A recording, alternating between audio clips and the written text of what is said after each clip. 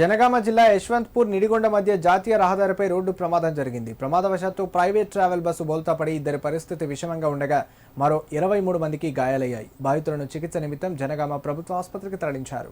బెంగళూరు నుంచి వరంగల్కు వెళ్తుండగా ఈ ప్రమాదం జరిగింది. ఈ ఘటనతో సుమారు కిలోమీటర్ పొడవునా భారీగా ట్రాఫిక్ జామ్ అయింది. స్థానికుల సమాచారంతో ఘటనా స్థలానికి చేరుకున్న పోలీసులు సహాయక చర్యలు చేపట్టారు. అనంతరం కేసు నమోదు చేసుకుని దర్యాప్తు చేస్తున్నారు.